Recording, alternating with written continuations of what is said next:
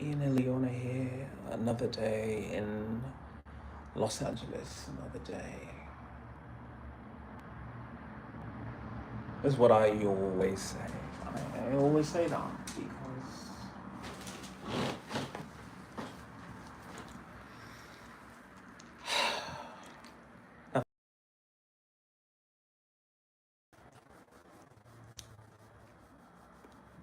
I get up, I eat some horrible food, and I deal with my PTSD, or at least, no, I don't really deal with it. I just suffer with it.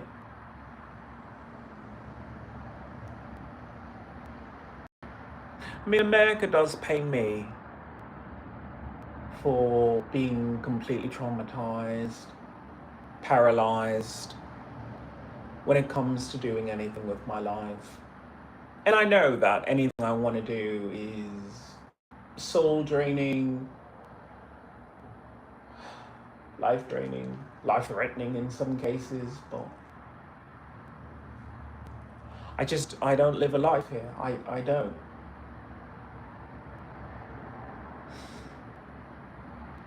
I made myself so ugly, so far from beautiful, because I said the least attractive I could be, the more it would push away people who remind me of my traumatic event where I was sexually abused at like Master Sergeant Miranda of the United States Air Force.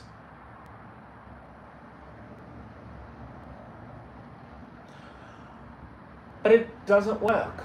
It doesn't. People go out of their way to bother me, out of the way to trigger me.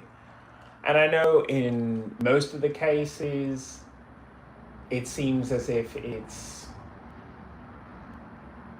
get back inside, or we're doing this for your own protection. And I get that. I get that. But I don't live a life. I'm not old. I am older, but I'm not old. You know, where it becomes I'm at home because you don't own any property here. I mean, your PTSD is a lot to manage, and because you don't move around, I mean, your limbs are completely weak. I mean, do you want the home? And I know that might be, oh my God, that's such an upgrade. I mean, look, you get your own private room, there's activity. I'm not at that point yet, you know. I look at someone like Olimers, and I'm not saying I want that. I'm not saying I do. I just want the ability to say I tried. I want the ability to say I gave the world another chance, instead of America, which says it's not worth it. It's not worth it to sing. It's not worth it to perform. It's not worth it to put yourself out there so people can feel inspired to do more for their own communities. Because that's the only reason I would do it. I would do it in order to save more people. I look at something like Venezuela, and they need more than just money. They need more than just relief. They need a plan. They need someone to tell them what to do. I hate to say that, but yeah, that's where we're at right now. Because the same thing with California. You suffer these earthquakes, and then you just shrug it off because you just think, what does human life mean? What does it matter? What's a building? It's just a building. You need a plan. You need someone who you feel that you can trust to listen to. And maybe that isn't me. But if I at least start that conversation, then I do what I'm supposed to do. This idea that the people in these situations have to shrug it off and say, oh, yeah, earthquake, leveled the entire city, but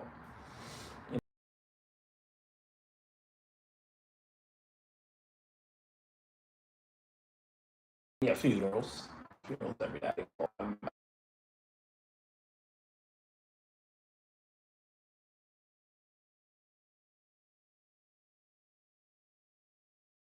To feel pressured enough by a conversation from a mutant ambassador rallying and speaking to the people to tell them that this climate change, this shift in the frequency of earthquakes is something you have to take notice of. You have to talk about it. You can't pretend that this isn't happening. It happened. And it's going to happen again. So as much as I'm in this loop of I just take abuse from America every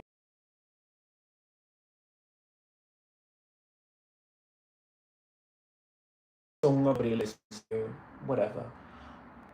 I don't know who likes my music. I do mind that we live in a world where there are natural disasters, it's an earthquake or a forest fire, and then we just keep going. We don't stop for a second and say, let's do something different.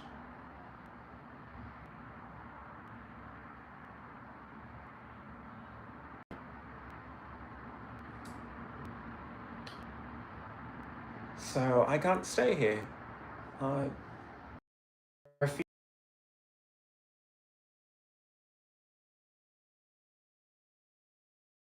what I can only describe as negligent slaughter of people. No, it's not the Venezuelan government.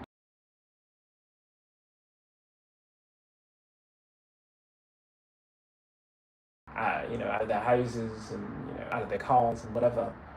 It is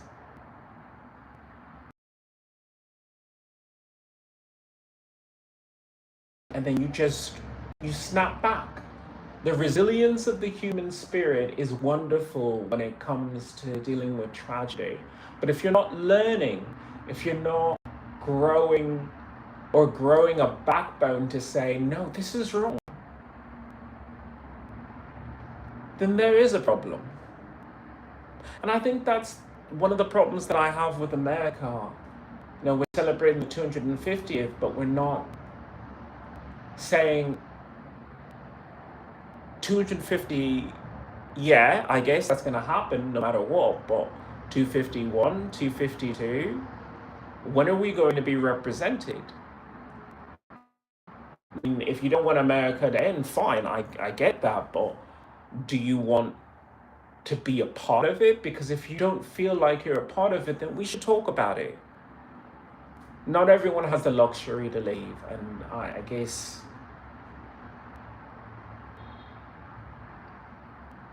that's why I haven't left, besides my own cowardice in a way.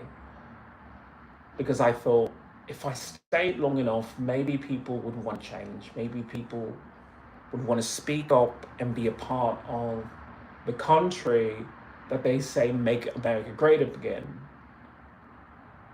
But that never happens. That's just not who you are.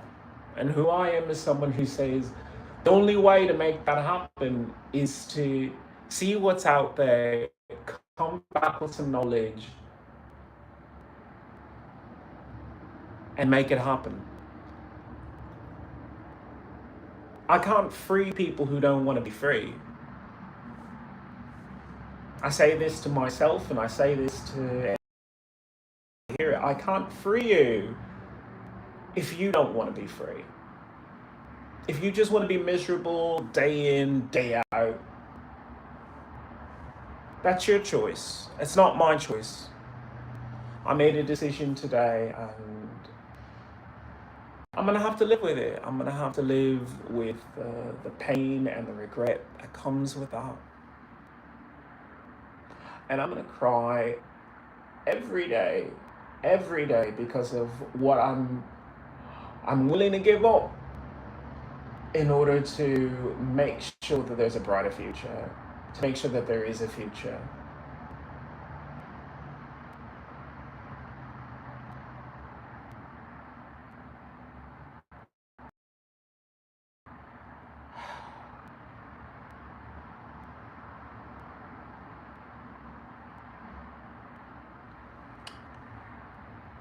I have to leave. So my channel is gonna change. I'm hoping that given a couple of days or something like that, I'll still be sad, but I might be able to show you the rest of the world. The things that you just don't get to see. The peace, the quiet, the laughter.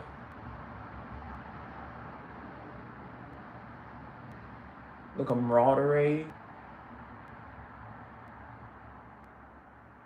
The open, easy nature of being invited into a pub.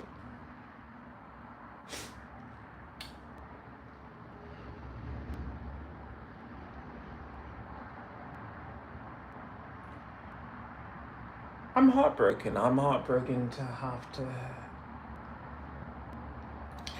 to leave the country that I've lived in for so long.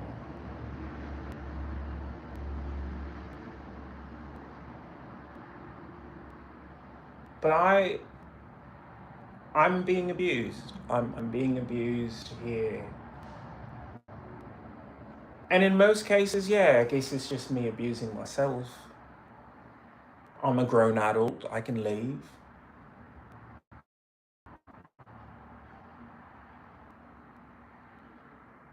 And I know that it's going to be scary. It's going to be really scary. I mean, you leave America and you just realize, oh yeah, all that alphabet soup that the government talks about actually does something. Because when you're out there, you're on your own.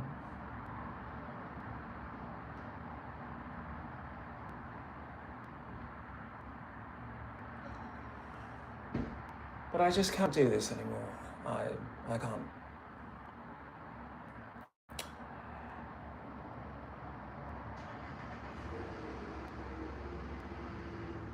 Hi Jerry, welcome to the channel, welcome to the revolution.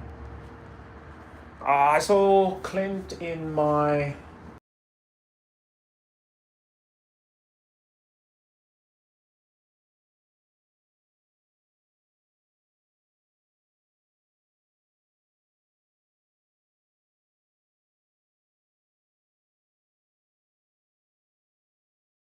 so this is so hard, this is so difficult. I just feel like a chapter is ending, a chapter that I kept writing in, and I just was afraid to close. I was afraid to move forward. But I can't live my life in fear. I refuse to. And I would stay and fight, but fight for what? I made so many petitions and they just don't resonate with people. I talk about my American Farmer Protection Act. I talk about reforming the American Department of Education. I talk about reforming our space programs, and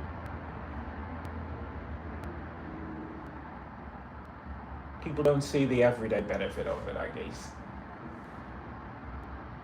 They don't see that when you sign that petition for my American Farmer Protection Act, you're making sure that those farmers have better businesses that they can maintain and protect to give to their children someday. And then also, you're ensuring that the food that you eat in this country is of a higher quality,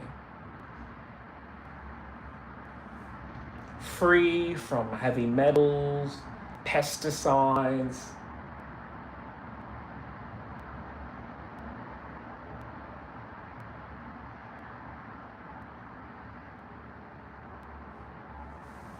I'm sorry America doesn't find that to be a cool enough issue to talk about. The one common denominator that separates you from a person who's in a cancer wing is often the food that you eat. Which farm did you get it from? How many hormones do they give their animals? Which hormones? What's in the plants? I keep saying it, you buy a cucumber and you think that you're just buying a cucumber. It's like, no, you're getting the cucumber and the herbicide. You're getting the cucumber and the fertilizer. You're getting the cucumber and the dodgy water supply. You're getting that. The price might actually go down because of it, but then the probability of you becoming sick because of it goes up even higher.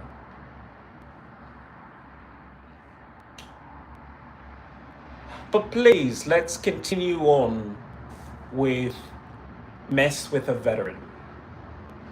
I go into the Starbucks and I get my food. It should be an easy handoff. It has my name on it. I walk up there and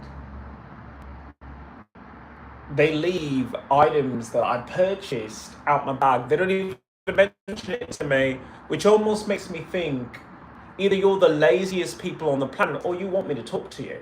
Or you want me to be so riled up that I'll talk online about the issues that affect America. Because you need a leader, and you know that Trump is leaving, and you don't really like Kamala Harris or Gavin Newsom either. So you'd like someone to tell you that they have a plan and would like to make things okay. And I wish that I was that person, but I'm the person who says, I don't care about winning the presidential election. You know why? Because there are people who disagree, and I respect the ability to disagree. I almost want to say, if you disagree, continue on with what you want in your area. That's the whole point of states' rights. That if we disagree, we can say universally, if we have an issue, we'll come together and aid each other. But when it comes to running,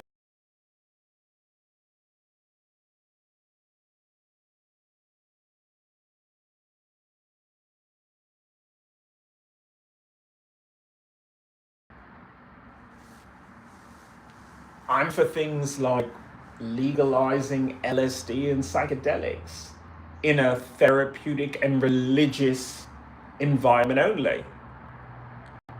I don't think the rest of the country would be interested in that. And I don't care. Because I say that if you think that that is your personal lifestyle of someone who would like to use psychedelics, maybe you should move to an area where there are people around you who use psychedelics correctly and can make sure that you always have a good time with it. That's the kind of person that I am. I don't hide that. I do not hide the fact that I'm an advocate for drug use. I'm not going to hide the fact that I'm an advocate for reform and education. I think that if you have to give up your parental rights to go to work, you should be guaranteed that your kids come back home. But they're not going to be able to guarantee that if you're not going to say, I want some control back. I want control over who are the teachers, who are the ones who decide the curriculum, and yes, the day-to-day operation. But most parents, they can only think, if I don't pay for the rent, then who am I as a provider? It's You could live in a homeless shelter, but your kids could be straight A students. There's no shame in living in a homeless shelter and being a parent. If anything, it might teach your kids the resilience that they have in this world, instead of just the misery that they see on your face when you come home dejected, tired, so tired that you're exhausted. You can't speak to them about their day, about what they're thinking, what their dreams are, any of it. And that's going through several families across America, this idea that the money is more important than raising your kids. So you just give up control and say, well, the government can do it. I know that the government shouldn't really be trusted with your children, but what am I going to do? Hire a nanny? I can't afford that. Be there? I can't afford to do that. But you could afford to take 5 minutes, 10 minutes out of your day to say, I want to change. Let me look over some plans and then make some changes. Find some schools and say, let's reduce some class sizes, graduate people early. And if you're a C student, D student, F, guess what? You should be in school. If you're an A student, you shouldn't be in school anymore. You're beyond that. If you're a straight A student, why are you still there? Go invent something. Go start your own company. Go work at a company like IBM or SpaceX, even though those people are idiots. Do something with your life. Why are we saying that in order to become a doctor, you have to be like in your 20s or something like that? Like, no, you should start when you're like 13. No, not doing open heart surgery, but studying in the hospital, getting used to the sight of blood, all these things that you should be doing while you're young, so you can say, you know what, when I have the scalpel in my hand and it's my turn to do surgery, I'm not scared. I'm not scared. I don't know what's going to happen, but I'm not scared. I will accept responsibility and do my best. But America wants to keep children as children, to infantilize them. I believe I said that correctly. Well, whatever. It's just to keep them, as babies, instead of, mature people who can make more informed decisions about what's going on.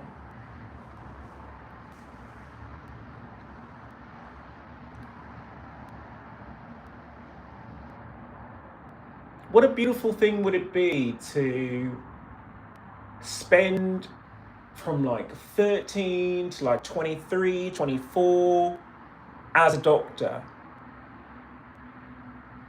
studying and growing and learning more about your life, learning that when you choose a career like that, you're not just a regular person. You're not just some average person on the street.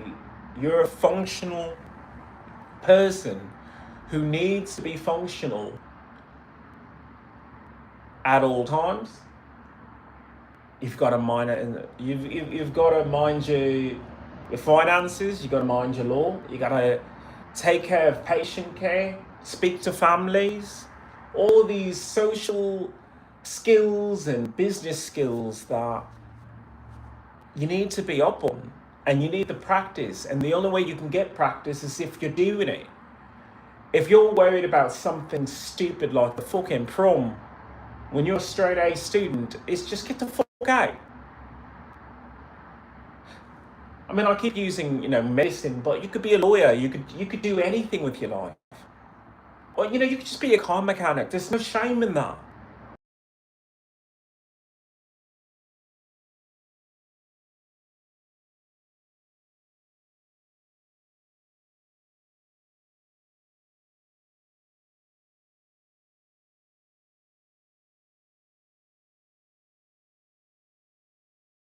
Clever. It's you think of the world differently. It sets you apart from your peers. Your peers look at you and they poke fun at you.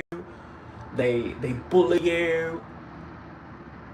And yeah, that might make you stronger, but they're also afraid because you're going to leave them behind. They're never going to grow up. But you can grow up. And we should celebrate that. I keep saying it's just as simple as it's an internship. Do you give a 13, 14-year-old, the keys to a Lamborghini? No, you don't.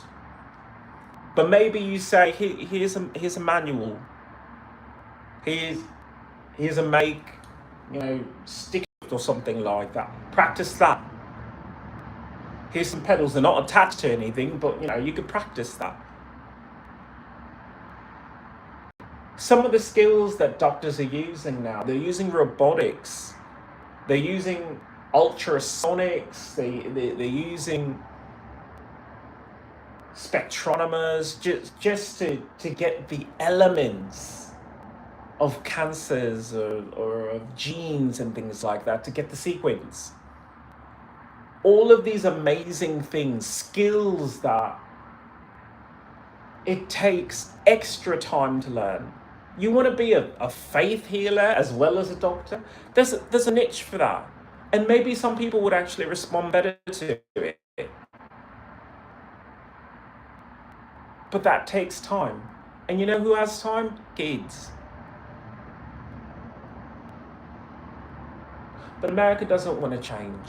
America likes the idea that it squanders your potential, it kills your soul, because that just makes you a better customer. Your heart is broken, your spirit's just crushed. All you could do is order food, stare at a screen, scroll, like pictures of people who are living the life that you want to live. That's how I feel with my PTSD and everything like that. Now, going to another country with my PTSD is going to be a bit of a struggle, because I can't just tell people fuck off like I do Americans.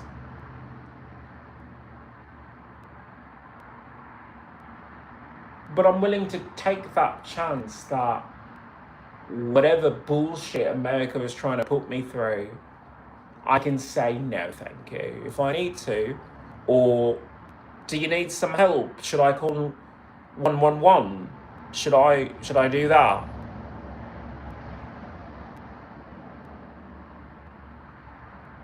And just leave it at that. So I could go on and on about this, but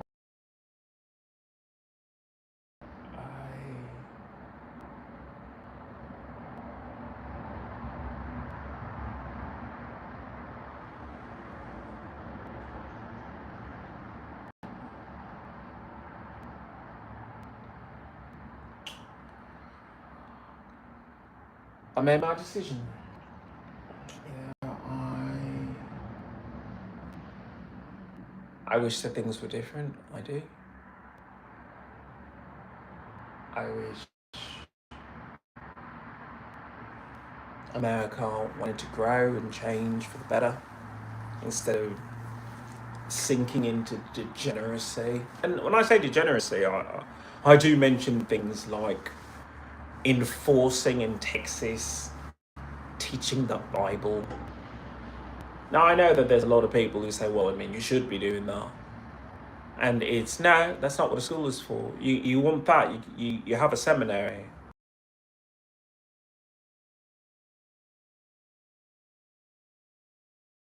skills school. But you can't say to someone of a different faith, oh, well, we got to teach the Bible to you. It goes against freedom of religion. It goes against freedom of thought. You could say there are several religions and that maybe you want to study it and then view it as a comprehension.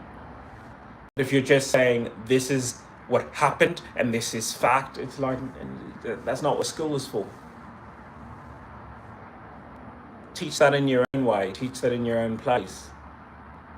But I don't live in that state, so once again, states' rights. The majority ruled. If you were really against it, it wouldn't be happening. So if that's what they want, then fine. I don't live in that state, and I guess I don't want my kids to grow up in there. That's for sure. And speaking of which, I'm never going to have any if I just stay here scared and abused and have to constantly deal with the reminders of my sexual abuse. Being a victim of that. Being a victim of sexual assault.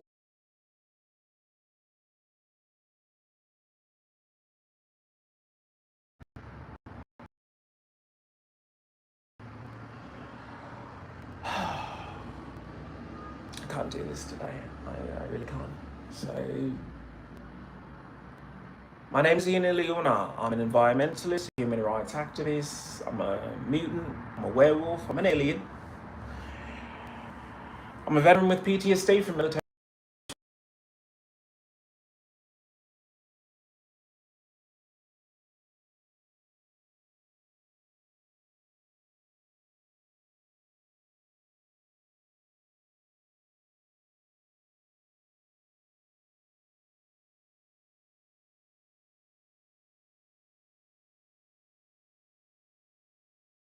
They may think I'm weird. I'm certainly funny looking.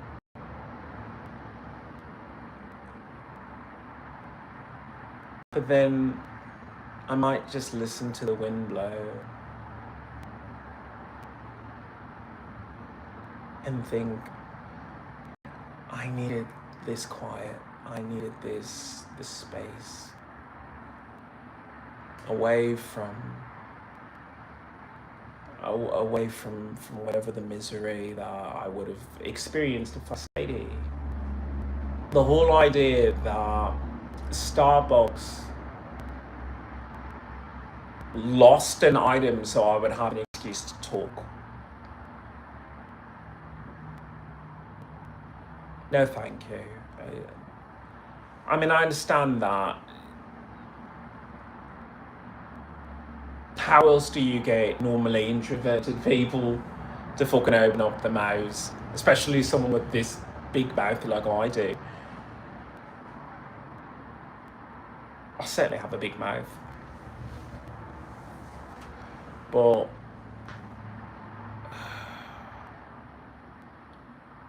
every time I talk, every time I share this hopeful dream for a brighter future, it's just silence. Because people don't have the luxuries that, I guessed it right. They don't have the luxury to say, fuck my job, fuck my life, I'm gonna be dialed into the community, I'm gonna be dialed into my own family. I get it. But if you don't even want that, then that's just sad. I can't be the one to force you to want that, because if you don't want it, you don't want it. And I can't go through another, we got schools shooting here in America. Somebody at the workplace just decided to go berserk, brought this, and the police are everywhere. Where does that come from?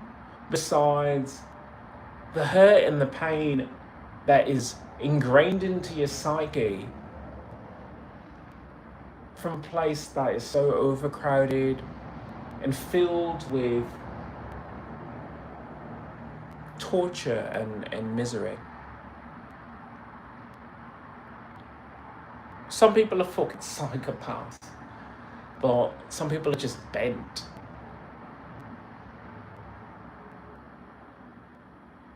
And I think there's a lot of that going on. It doesn't really help the internet that we have, if I can be honest with you. You see a lot of people that are happy, living their lives, living, the dream of having a beautiful body, lots of followers, and all the things that you think you want out of life. But you don't see the struggle, you don't see the nights where, they have to force themselves to eat more, or, they won't grow. They look at a picture and say, I look fat, I can't show that. Or I feel really, really sick, and I don't want to be on camera. They can't have days like that because, people just move on to the next person.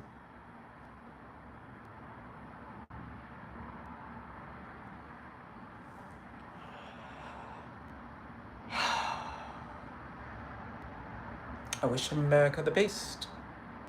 I talk a lot about the pain and the misery that America's caused me, but we had some good times. We had some good memories. And yeah, you've done things for me that I can never say thank you enough for, or express my gratitude.